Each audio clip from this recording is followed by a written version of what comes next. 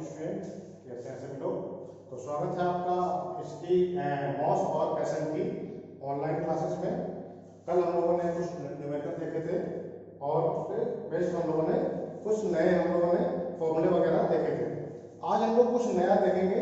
Topic आपके सामने डला हुआ है, विभिन्न काट वाली सीधी छड़ में प्रतिबल एवं विकृति। ये एक नया टॉपिक है और इसका एग्जाम में, फाइनल के एग्जाम में एक न्यूमेरिकल 5 नंबर का जरूर आता है। ये बिल्कुल फिक्स है। इस टॉपिक से आपको एक न्यूमेरिकल 5 नंबर का जरूर मिलेगा और ये आपका बहुत ही आसान सा टॉपिक है। देख लीजिए, केवल एक फॉर्मूला आपको याद रखना है और वो फॉर्मूला भी आपको पहले से मैं आपको बता चुका हूँ कि क्या होता है, कैसे होता है। आज हम लोग उसको देखते हैं। उससे पहले आपको एक बात और बता दूं, सभी को अपने अपने यूराइज पोर्टल पर, URISE यूराइज पोर्टल पर सभी को अपना अपना रजिस्ट्रेशन कराना अनिवार्य है। इसकी सूचना सीधे बोर्ड को दी जाएगी। यूराइज पोर्टल पर सभी को अपना रजिस्ट्रेशन कराना कंपलसरी है, अनिवार्य है, अन्यथा आपकी मार्कशीट और आपका रिजल्ट रोका जा सकता है। इसलिए कुछ ज्यादा इसमें कुछ नहीं करना है। एक लिंक आपको दिया गया है, मैंने आपको मैसेज कर दिया है ग्रुप में, उस पर जाना है और आपको अपना रजिस्ट्रेशन कर देना है। रजिस्ट्रेशन आईडी आपको मिल जाएगी, उसको अपने पास सेव करके रखें। पासवर्ड आप चेंज कर सकते हैं, पासवर्ड की हमें बिल्कुल भी आवश्यकता नहीं है। आपको पासवर्ड चेंज करना चाहें तो आप कर सकते हैं, कोई दिक्कत नहीं है। तो इस पर आप बहुत ही आवश्यक रूप से बिल्कुल ये समझ लीजिए कि ये बहुत जरूरी चीज है। ठीक है, ये बहुत जरूरी चीज है। इस पर आप अपना रजिस्ट्रेशन अवश्य करा लें और इसकी सूचना भी हमें प्रोवाइड करा दें, इसकी सूचना हमें दे दें कि हमने रजिस्ट्रेशन कर दिया है। ये बोर्ड की तरफ से सब निर्देश दिए गए हैं इसका रजिस्ट्रेशन कराने के लिए, तो आप इसको करा दें, इसमें कोई भी दिक्कत नहीं होनी चाहिए किसी को। अब आते हैं हम लोग अपने टॉपिक पर। अपना टॉपिक है विभिन्न काट वाली सीधी छड़ में प्रतिबल एवं विकृति। विभिन्न काट कैसे होती है, फॉर एग्जाम्पल ये देखिए, समझिए, ये एक कोई एक काट हो गई, ये फॉर एग्जाम्पल ये दूसरी काट हो गई, ये तीसरी काट हो गई।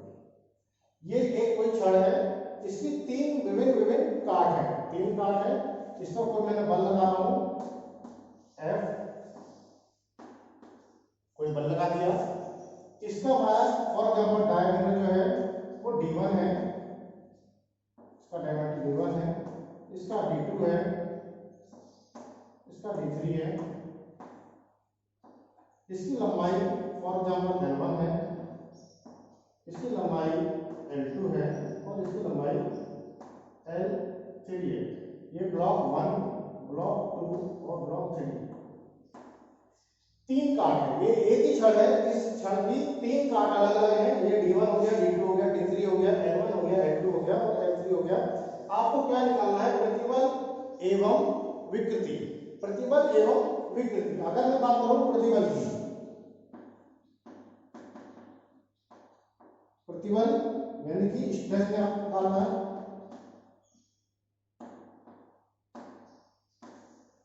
इसको हम लोग सिग्मा नोट करते हैं। सिग्मा इक्वल टू होता है F/A। ये कॉमन सा फॉर्मूला है, बहुत ही कॉमन फॉर्मूला, अभी हम लोग कई बार पढ़ चुके हैं इसको। Sigma equal to F/A। ये तो लेकिन एक छड़ के लिए था, कॉमन सी छड़ की जो स्टार्टिंग से लेकर एंड तक उसकी काट एक ही होती थी, उसके लिए था F/A। क्लियर। अब इसमें क्या अंतर हो जाएगा, इस वाले फॉर्मूले में क्या अंतर हो जाएगा, क्या होगा, यहाँ पर आपको प्रतिबल सिग्मा 1 निकलेगा, यहाँ 2 निकलेगा और यहाँ 3 निकलेगा। बस इतना सा अंतर है। सिग्मा इक्वल टू हो जाएगा, यहाँ पर अगर मैं बात करूँ तो आ जाएगा सिग्मा 1 प्लस 2 प्लस 3। बस इतना सा अंतर है। और सिग्मा इक्वल टू होता क्या है, F/A। F/A, चूंकि एरिया सबका अलग अलग है। F तो चलिए कॉमन है, F क्या है, अगर मैं बात करूं F1 बराबर F2 बराबर F3 इक्वल टू F, ये है। F तो एक ही लग रहा है। अलग अलग भी लग सकता है। अभी अलग अलग वाला केस बताऊंगा, अभी कॉमन फोर्स लग रहा है तो उसके बारे में देखिए। अभी केवल F है तो इसको F ही लिखेंगे प्लस A1, यहाँ पर रहेगा F upon A2, F upon A3। ये देखिए क्या दिक्कत है इसमें, कोई दिक्कत नहीं होनी चाहिए, सिंपल सा फॉर्मूला है। इसका A1 आ जाएगा, अगर मैं बात करूं A1 बराबर आ जाएगा यहाँ पर pi by 4 D1 square, A2 आ जाएगा pi by 4 D2 square, A3 हो जाएगा पाई बाई 4 D3 स्क्वायर। ये हो गया A1 A2 A3, वही आपको यहाँ पर रखना है A1 A2 A3। F common है तो आप F कॉमन भी ले सकते हैं या अलग अलग भी लगा सकते हैं, वो आपकी मर्जी है, आपके ऊपर डिपेंड करता है कि आपको कैसे सॉल्व करना है। ये हो गया मेरा प्रतिबल का फॉर्मूला, ठीक है। अगर मैं बात करूं विकृति स्ट्रेन, इसका क्या फॉर्मूला हमने पढ़ा था, स्मॉल ई बराबर, इसका फॉर्मूला पढ़ा है हमने डेल्टा एल अपॉन एल, इसका फॉर्मूला हमने पढ़ा है डेल्टा एल अपॉन एल। तो यहां पर भी वही केस लगेगा यहाँ पर कि स्मॉल ई बराबर क्या होगा E1 E2 plus E3, same जैसे सिग्मा 1 2 3 का दिया था, यहां पर भी लगेगा कि विकृति 1 2 और 3,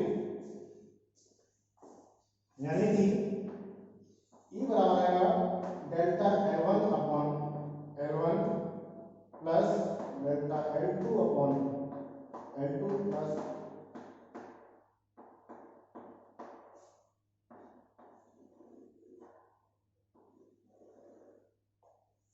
डेल्टा L का मैंने आपको फॉर्मूला बताया था, याद रखना है FL अपॉन AE।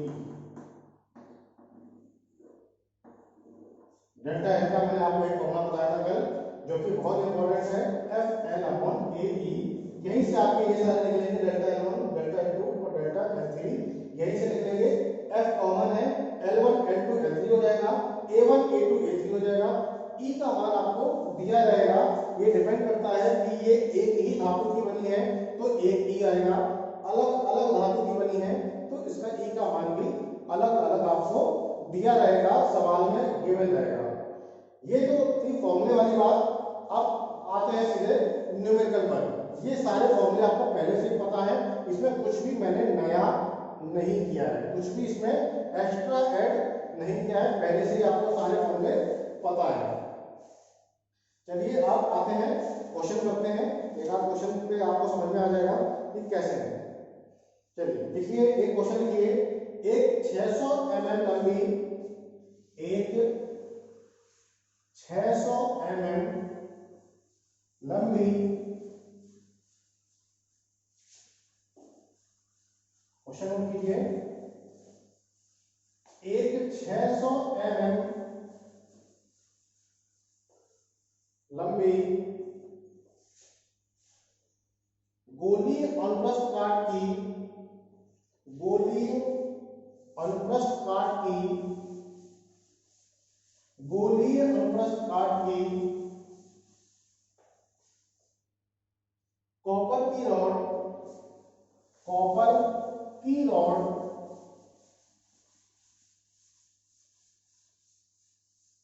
गोलीय अनुप्रस्थ काट की कॉपर की रॉड जिसकी 200 mm लंबाई तक, जिसकी 200 mm लंबाई तक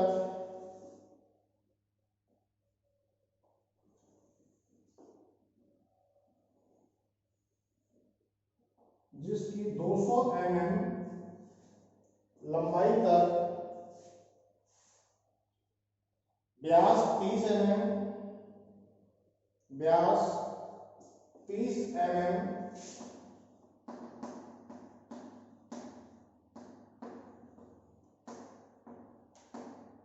व्यास 30 mm, अगली 200 mm लंबाई तक, अगली 200 mm लंबाई तक, अगली 200 mm लंबाई तक व्यास 20 mm व्यास 20 mm तथा शेष व्यास 10 mm का है तथा शेष व्यास 10 mm का है तथा शेष व्यास 10 mm का है। शेष व्यास दे दिया इसने, लंबाई क्यों नहीं दी? लंबाई इसलिए नहीं दी क्योंकि स्टार्टिंग में तैयार रखा है कि 600 mm लंबाई है, तो 400 ये होगी, बची कितनी? 200, तो 200 ही बची। शेष व्यास 10 mm का है। छड़ के प्रत्येक भाग में उत्पन्न प्रतिबल, छड़ के प्रत्येक भाग में उत्पन्न प्रतिबल, छड़ के प्रत्येक भाग में उत्पन्न प्रतिबल एवं कुल लंबाई में वृद्धि ज्ञात कीजिए। कुल लंबाई में वृद्धि ज्ञात कीजिए एवं कुल लंबाई में वृद्धि ज्ञात कीजिए। कुल लंबाई में वृद्धि ज्ञात कीजिए। यदि इस पर 30 किलो न्यूटन का, यदि इस पर 30 किलो न्यूटन का, यदि इस पर 30 किलो न्यूटन का भार कार्य कर रहा है, 30 किलो न्यूटन का भार कार्य कर रहा है, भार कार्य कर रहा है, कैपिटल ई बराबर दिया है, कैपिटल ई का मान दिया है, कैपिटल ई बराबर दिया है लास्ट में 100, कैपिटल ई बराबर दिया है 100 किलो न्यूटन पर एमएम स्क्वायर, 100 किलो न्यूटन पर एमएम स्क्वायर, 100 किलो न्यूटन पर एमएम स्क्वायर। तो 100 किलो न्यूटन, न्यूटन पर एमएम में चाहिए मुझे, किलो को केवल क्या करना है, आपको न्यूटन में कन्वर्ट करना है, तो क्या हो जाएगा 100 इंटू 10 की पावर 3 लिख सकता हूँ किलो को न्यूटन पर एमएम स्क्वायर, या लिख सकता हूँ 1 इंटू 10 की पावर 5, 3 और 2 5 न्यूटन पर एमएम स्क्वायर। तो थोड़ा सा ध्यान देना है कि क्या यूनिट दी गई है और क्या यूनिट मुझे चाहिए। मुझे चाहिए न्यूटन पर एमएम स्क्वायर में चाहिए और दी गई थी किलो न्यूटन पर एमएम स्क्वायर में। मैंने क्या किया, किलो न्यूटन को न्यूटन में चेंज कर दिया।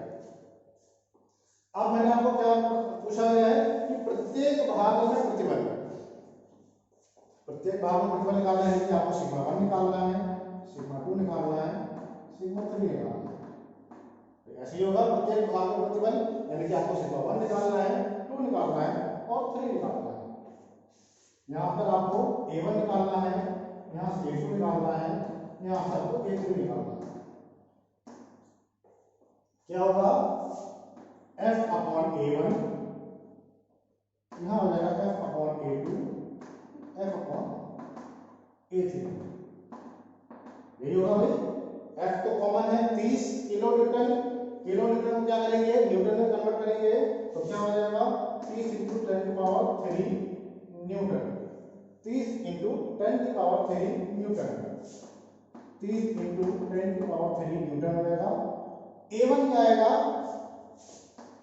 5/4 30 का स्क्वायर, एमएम में है तो कोई दिक्कत ही नहीं है, आपको एमएम में ही चाहिए। 5/4 30 का स्क्वायर, यहाँ पर आएगा 5/4 20 का स्क्वायर, यहाँ पर आएगा 5/4 10 का स्क्वायर। बाकी काम आपका अब कैलकुलेटर का बचता है, तो कैलकुलेटर से आप लोग निकाल सकते हैं। ये आएगा 5/4 30 का स्क्वायर, ये आ जाएगा 30 × 10 की घात 3 5/4 20 का स्क्वायर, ये आपका सिग्मा 1 आएगा, सिग्मा 2 आएगा, यहाँ पर आएगा 30 इंटू 10 की पावर 3 5/4 10 का स्क्वायर, काम अब आगे का क्या है, कैलकुलेटर का बचता है a1 आ गया, a2 आ गया, a3 आ गया, कोई तो वैल्यू आएगी इसकी, आपको f upon a1, f upon a2, f upon a3 कर देना है। आपको भाग 1, भाग 2, भाग 3 तीनों में ही आपको प्रतिबल का मान पता लग जाएगा।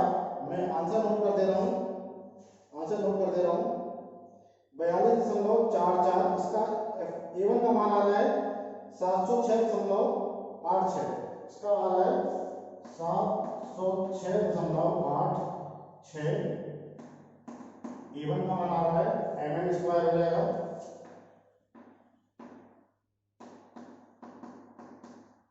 a2 का जो मान आ रहा है 314.16,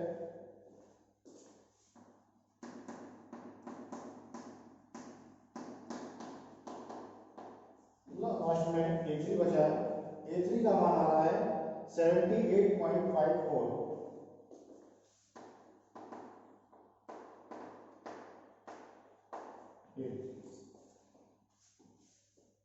तो यहाँ पर आप नोट कर सकते हैं, इसको मान रख देना आप, सीधे सीधे मैं आंसर नोट कर दे रहा हूँ। सिग्मा 1 का मान आ रहा है 42.44 न्यूटन पर mm स्क्वायर। सिग्मा 2 का मान आ रहा है 95.49,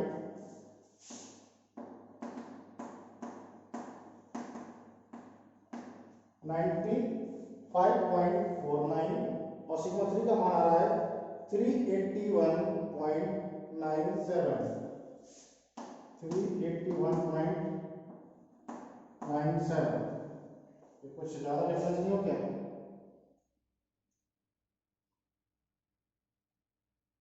न्यूटन पर mm स्क्वायर।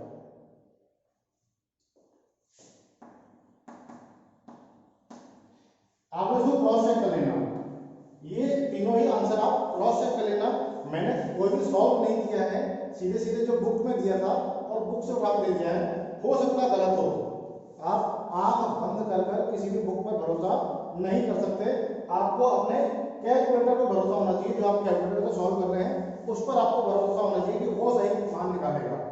ठीक है, तो इसमें हो सकता है मुझे डाउट सा हो रहा है, ये 42 है, ये 95 है, ये 381 हो गया, हो सकता सही हो सकता गलत हो, इसलिए मैं आपको गारंटी नहीं देता आपको, लेकिन ये यहाँ तक सही है, इतना मैं गारंटी देता हूँ, ये यहाँ तक सही होगा। इसके आगे का सॉल्यूशन आपको स्वयं करना है। ये हो गया प्रत्येक भाग में प्रतिबल का मान। अब क्या कह रहा है लास्ट में, इसने पूछा है कि छड़ में कुल लंबाई में वृद्धि कर दीजिए, छड़ की लंबाई में वृद्धि क्या होगा, डेल्टा एल पूछ रहा है। तो क्या मैंने आपको बताया था, डेल्टा L1 प्लस L2, यही होगा लंबाई में कुल वृद्धि। आपको फॉर्मूला पता है FL अपॉन AE, फॉर्मूला आपको पता है FL upon AE। L1 A1 अलग अलग कर दिया, F और E जो है वो कॉमन है तीनों के लिए, FL2 upon A2E, FL3 upon A3E। देखिए कुछ भी नहीं किया मैंने, FL अपॉन AE का फॉर्मूला लगाया, FL अपॉन AE, इसका F ये रहा, L ये रहा, A ये रहा, E का मान ये रहा, सबको अलग अलग दिया गया है। कॉमन है कुछ, थोड़ा सा आसान करने की कोशिश कर रहा हूं, बस सिर्फ और सिर्फ थोड़ा सा कैलकुलेशन आसान करने के लिए कोशिश कर रहा हूं। आप यहाँ पर डायरेक्ट मान निकाल कर कैलकुलेटर सॉल्व करके देख सकते हैं, कोई भी अंतर नहीं आएगा, कोई भी अंतर आपको नहीं मिलेगा। मैंने क्या किया, केवल और केवल जो कॉमन है उसको कॉमन ले लिया हूँ, F और E कॉमन है, यहाँ आ जाएगा L1 upon A1 plus L2 upon A2 plus L3 upon A3। इसमें आपको सारे के सारे मान पता है, आपको भरना है और इंटर का बटन दबाते ही आपको आंसर आ जाएगा। इक्वल टू का बटन आप दबाएंगे, आपको आंसर मिल जाएगा।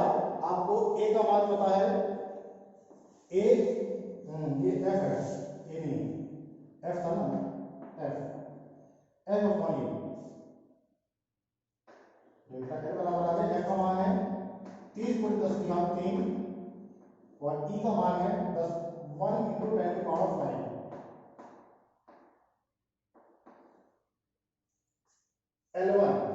L1 क्या है 200 mm है,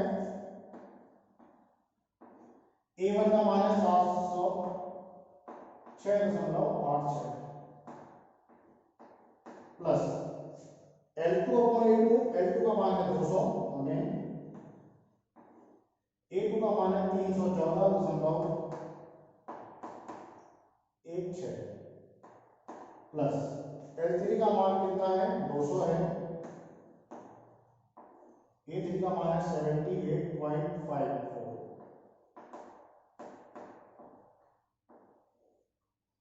ये लीजिए, इसका मान रखना है, तो आंसर आ रहा है 1.038।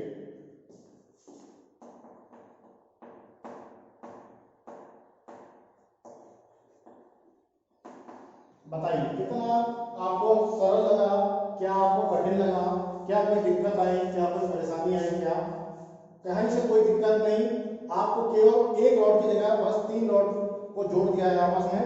अब यहाँ पर डिपेंड करता है कि ये तीनों के तीनों रॉड एक मटेरियल की हैं, तो ई का मान एक ही आएगा, कॉमन ले, जैसे मैंने ले लिया यहाँ पर कॉमन ले लिया। लेकिन अगर ये कॉपर की है, ये आपकी स्टील की है, ये आपकी किसी और मटेरियल की है, यानी कि अगर मटेरियल अलग अलग होगा रॉड का तीनों भागों का, तो तीनों का ई अलग अलग होगा। वो आपको सवाल में दिया रहेगा, आपको कुछ भी हिडन नहीं होगा, कुछ भी छुपा हुआ नहीं होगा, आपको सवाल में गिवन रहेगा ये तीनों एक ही मेटल की हैं या अलग अलग मेटल की हैं या क्या है, क्या कंडीशन है, वो सब कुछ आपको गिवन होगा। ये फॉर्मूला ए आपको मिलने का समझ में आया? ऐसे कोई दिक्कत? सिग्मा 1 सिग्मा 2 सिग्मा 3 निकालो पहले तो। F अपॉन A1, F का मान दिया गया था 30 × 10⁻³ A1 π/4 × d² d का मान ये दिया गया था, ये आ गया A1 का मान, π/4 × d2², A2 का मान आ गया, π/4 d3², ये A3 का मान आ गया। F upon A1, F upon A2, F upon A3 किया, तीनों के आपको अलग अलग प्रतिबल मिल गए जो कि पूछा गया था। इसके बाद लंबाई में परिवर्तन पूछ रहा है, विकृति नहीं पूछा है, विकृति नहीं पूछा है, आपको हाथ बंद करके फॉर्मूला नहीं लगा देना है कि विकृति का डेल्टा एल अपॉन एल लगा दिया, नहीं पूछा ही नहीं गया है, तो फिर बताना क्यों? तो पूछा क्या है, विकृति पूछ है, आपको परिवर्तन पूछा है, लंबाई में कितना परिवर्तन हुआ, तो डेल्टा एल का मान केवल पूछा है, तो delta L1 plus L2 plus L3 F L1 upon A1 ई, F L2 अपॉन A2 ई, F L3 अपॉन A3 ई, सभी के मान आपको पता है, F का मान भी पता है, ये है F का मान 30 × 10⁻³ L1 ये रहा, A1 ये रहा, E ये रहा, F2 ये रहा, F2 भी यही है, F तो कॉमन ही है, L2 ये रहा, A2 ये रहा, E ये रहा, सेम आपको अब मान रखना है और निकालना है, इसमें कुछ भी अब अलग नहीं है, इसको नोट कर लीजिए। अब आते हैं हम लोग एक और डिफरेंट सवाल पर। अब आपको पूरा सवाल लिखने की जरूरत नहीं है, एक सवाल का आपको फिगर देख करके आपको समझ में आ जाना चाहिए कि क्या पूछा गया है और क्या क्या दिया गया है। मैं आपको केवल फिगर आपको बता दे रहा हूं, फॉर्मूला आपका सेम चीज लगेगा, सेम लगेगा फॉर्मूला, फॉर्मूले में कोई भी अंतर नहीं है।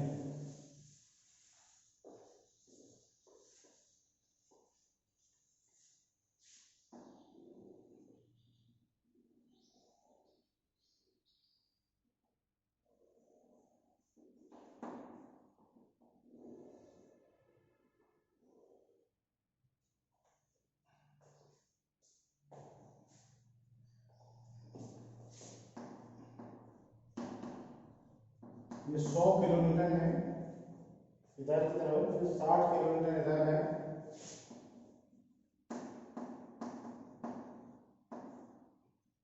फिर 40 किलोन्यूटन और इधर है, 80 किलोन्यूटन, और ये हो गया 80 किलोन्यूटन। लंबाई 200 300 400,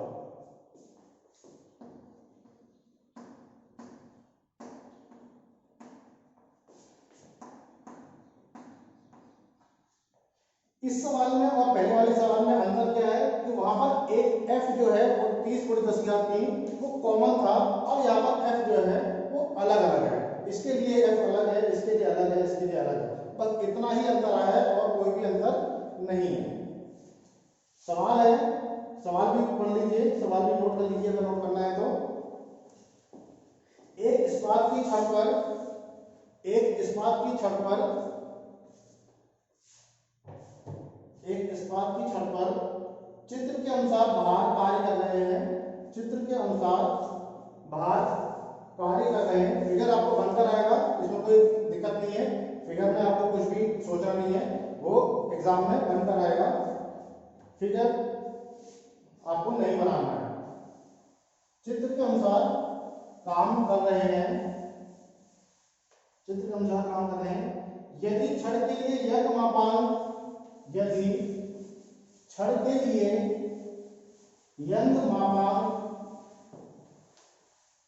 छड़ के लिए यंग मापांक 200 kN/mm² है, 200 किलोन्यूटन इसी का मान दिया गया है, 200 kN/mm² है। तो छड़ की लंबाई में परिवर्तन ज्ञात करो, छड़ की लंबाई में परिवर्तन ज्ञात करो। व्यास दिया है 200 mm, छड़ का व्यास 200 mm है।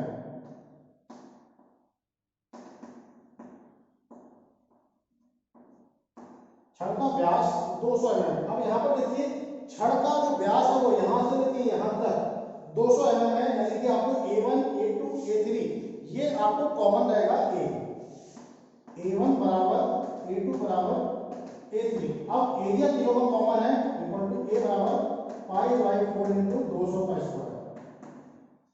अब आपको अलग अलग नहीं लेना है, क्योंकि अब जो काट है वो कॉमन सी काट है। π/4 × 200²। ए का जो मान आ रहा है π/4 ये आ रहा है 314.15, ये आ रहा है 314.93 mm²।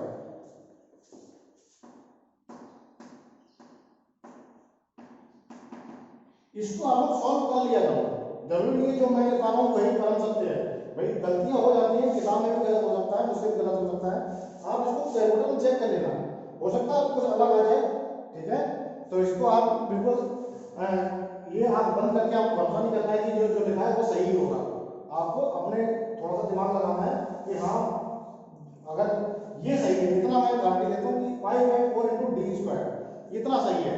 आगे का आंसर आप लोग स्वयं मैच करें, क्योंकि कैलकुलेटर आपके पास है, कैलकुलेटर मेरे पास नहीं है। ए आ गया। अब पूछा क्या है, इसमें पूछ रहा है कि छड़ की लंबाई में परिवर्तन ज्ञात करो। छड़ की लंबाई में परिवर्तन यानी कि डेल्टा एल का मान पूछ रहा है। डेल्टा एल बराबर हो जाएगा डेल्टा L1 + L2 L3, यही हो जाएगा भाई। छड़ की लंबाई में परिवर्तन जो है L1 + L2 + L3, यानी कि F अलग अलग है तो इसलिए आएगा F1, L भी अलग अलग है L1, A कॉमन है, E कॉमन है, ये दोनों ही कॉमन है। एरिया दोनों तीनों को कॉमन है और E भी तीनों के लिए कॉमन है। ये कितना हो जाएगा भाई 2 × 10⁵ Nm²। अब ये मत पूछना ये 5 कहां से आया, 3 यहां से गया, 2 दिया था, 5 हो गए। F2 L2/AE, F3 L3/AE। अब यहाँ पर क्या कॉमन आ रहा है, अब आप स्टूडेंट कहेंगे भाई इसमें फॉर्मूला अलग आ गया, पहले में अलग है, तो आपको कुछ भी रटना नहीं है। रटना आपको केवल FL/AE है, केवल आपको इतना रटना है, इसके अलावा और कुछ भी नहीं रटना है। ये है रखने के लिए, बाकी ये चेंज होता रहेगा कि F का मान कभी अलग है कभी कॉमन है, L का मान कभी कॉमन है कभी अलग है, एरिया कभी इसमें सेम आ गया पहले में अलग था।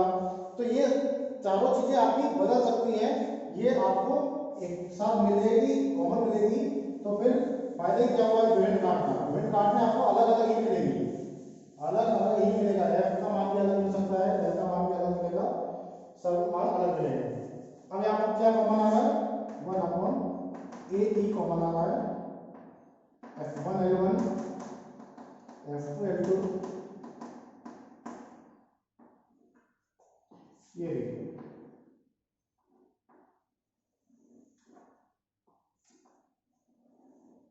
इसमें आपको मान रखना है और आपका सारा का सारा चेंज इन लेंथ निकल कर आ जाएगा। अब मान यहां से लेंगे, ए का मान देखिए ये आ गया 31415.93, ई का मान ये दिया है 2 × 10⁵ न्यूटन पर MM square, L1 L2 L3 दिया है 200 300 और 400। समस्या आ रही है F1 में क्या लिखूं, F2 में क्या लिखूं और F3 में क्या लिखूं। समस्या ये आ रही है F1 क्या है, यहाँ 100 दिया है या 60 दिया है, 40 दिया है और 80 दिया है, F1 में समस्या है। तो इसके लिए अब सीखिए कैसे निकालते हैं F1 और कैसे निकालते हैं F2 और कैसे निकालेंगे F3। ये ब्लॉक 1, ब्लॉक 2, ब्लॉक 3।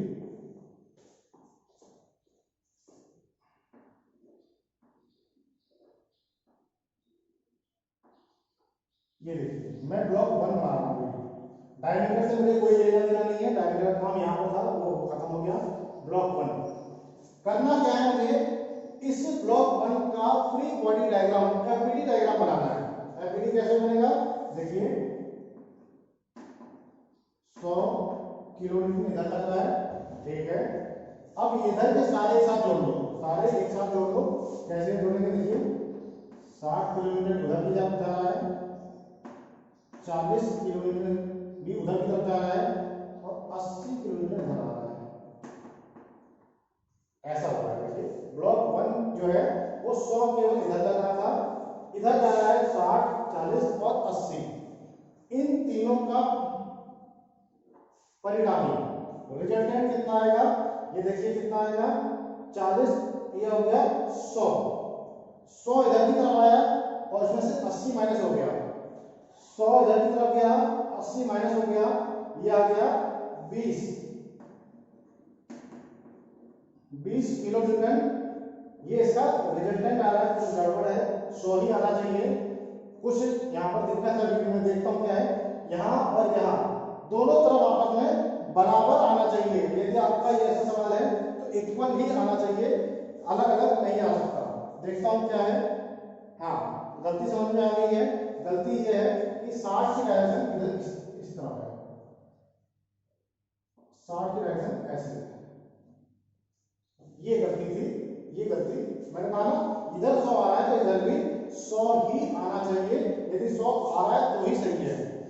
तो देखिए इधर की तरफ अगर मैं इसकी डायरेक्शन चेंज कर दूं, ये देखिए 60 की डायरेक्शन मैंने क्या किया, ये चेंज कर दिया। अब देखिए कितना आ गया, 60 माइनस 40 20 और 20 80।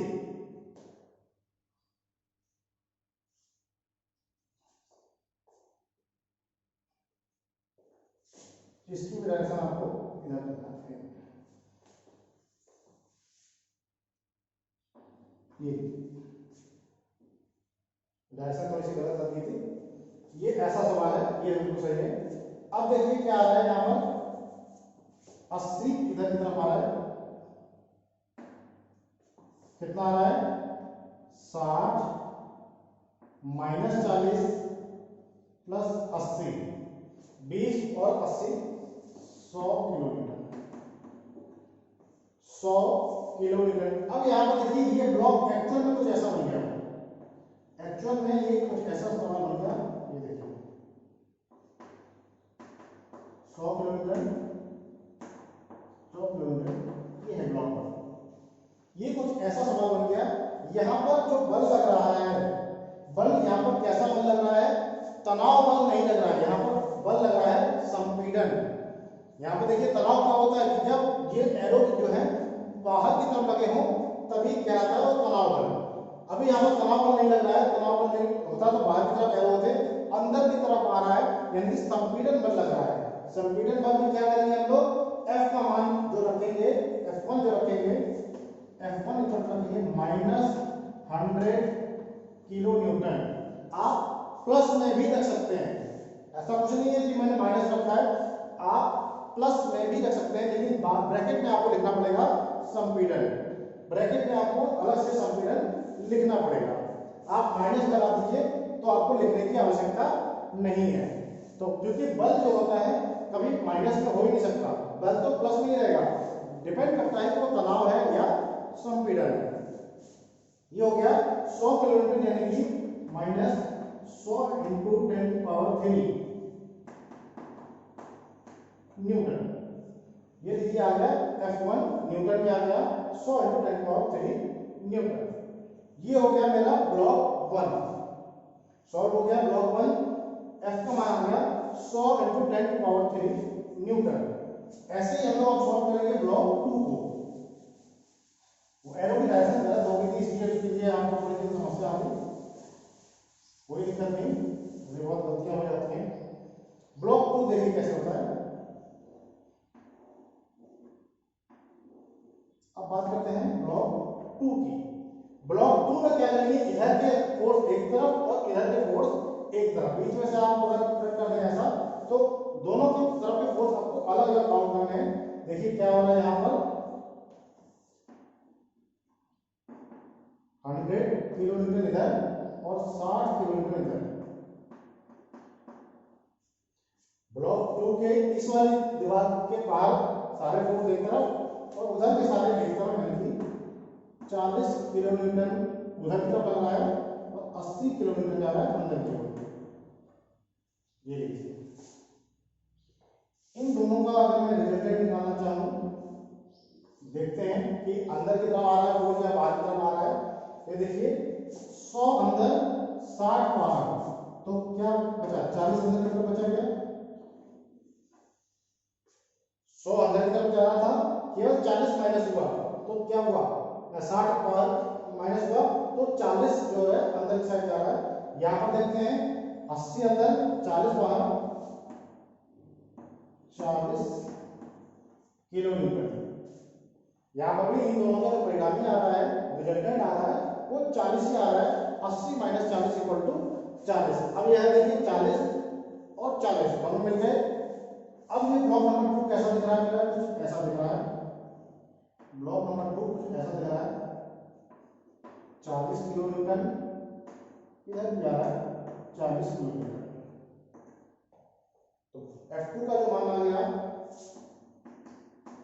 अगेन संपीड़न है, अंदर की साइड पर लग रहे हैं तो क्या हो जाएगा मेरा संपीड़न बल हो जाएगा -40 किलोमीटर। लिखता हूं -40 × 3 न्यूटन। कोई दिक्कत नहीं। ऐसे ही हम लोग को ब्लॉक 3 देखना है। तीसरा नंबर का ब्लॉक देखते हैं इसमें कितना बल लग रहा है।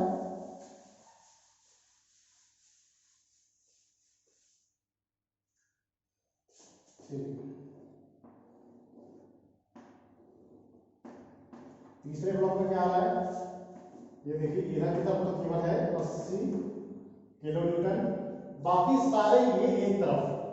3 के लिए अब कट कुछ ऐसा बनेगा, इधर की एक तरफ और इधर के सारे एक तरफ, यानी कि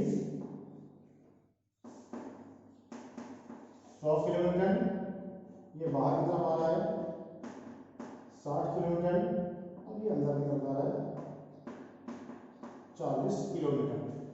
इनका परिणामी 80 ही आना चाहिए। यदि 80 आ रहा है तो आपका सही है। देखते हैं 80 आना चाहिए, आ भी रहा है या नहीं।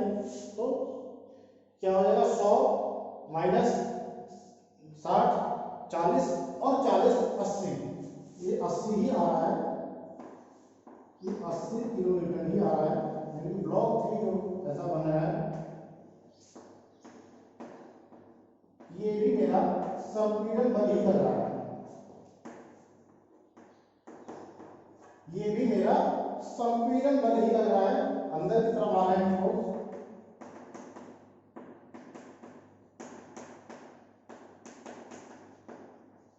ये 80 × 10⁻³ न्यूटन। F1 आ गया, F2 आ गया, F3 आ गया। क्योंकि तीनों ही माइनस में है तो आपको कुछ भी घबराने की जरूरत नहीं है, कहाँ प्लस लगेगा कहाँ माइनस लगेगा। आप F1 F2 F3 कर दीजिए और लास्ट में हम लोग क्या कर देंगे, इसको सम पीरियड लिख देंगे या माइनस लगा देंगे, तो आंसर किस में आएगा, माइनस में आएगा। आंसर माइनस में आएगा, इसका मतलब ये है कि छड़ की लंबाई में कमी हो रही है। भाई लंबाई में परिवर्तन पूछा है, तो परिवर्तन तो जब वृद्धि होगी तब भी होगा परिवर्तन, और जब कमी आएगी तब भी परिवर्तन होगा। तो अभी यहाँ पर क्या होगा, छड़ की लंबाई में कमी आएगी। कितनी कमी आएगी देख लेते हैं। डेल्टा एल बराबर ए का मान यह है 93 इंटू ई का मान 4 इंटू 10⁵ F1 L1 F1 का मान है माइनस में 100 इंटू 10⁵ इंटू L1 का मान है 200। फिर लेंगे माइनस F2 का मान है 40 इंटू 10⁵ इंटू 300। फिर आएगा माइनस F3 का मान है 80 इंटू 10⁻3, इसका मान आएगा 4। F1 आ गया, F2 आ गया, F3 आ गया, तीनों को मैंने जोड़ दिया। डेल्टा एल का जो मान आएगा वो माइनस में आएगा। डेल्टा एल का जो मान आएगा वो आएगा माइनस में। तो डेल्टा एल का मान आ रहा है 0.0109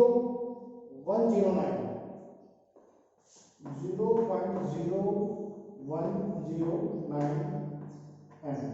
माइनस में क्यों आ रहा है कि छड़ की लंबाई में कमी होगी। छड़ की लंबाई में कमी होगी, यही दर्शाता है। माइनस का निशान है वो ये दर्शाता है। यदि ये चीज प्लस में आ रही होती तो छड़ की लंबाई में होगी वृद्धि, तो ये होगी मेरी छड़ की लंबाई में कमी। तो इस टाइप के सवाल आपको बोर्ड के एग्जाम में एक न्यूमेरिकल जरूर मिलेगा, 100% मिलेगा। आज तक कभी ऐसा सवाल नहीं हुआ है, ऐसा पेपर नहीं है जिसमें पेपर में आया ना हो। सिविल में भी आता है और मैकेनिकल में भी आता है, दोनों में आता है, रेगुलर हर साल आता है। इसके और न्यूमेरिकल कराऊंगा, अभी खत्म नहीं हुआ है, इसके और न्यूमेरिकल कराऊंगा, कम से कम 2-3 न्यूमेरिकल और कराऊंगा, तब जाके आपको और ज्यादा अच्छे समझ में आएगा। खैर आज के लिए बस इतना ही सफिशिएंट है। आप इसको देखिए, समझिए, और अगर कोई दिक्कत आती है तो बताइए, मैं उसको जरूर सोल्व करूंगा। आज के लिए बस इतना ही, कल मिलते हैं इसी टॉपिक के साथ और नए नए न्यूमेरिकल के साथ। Okay, thank you so much.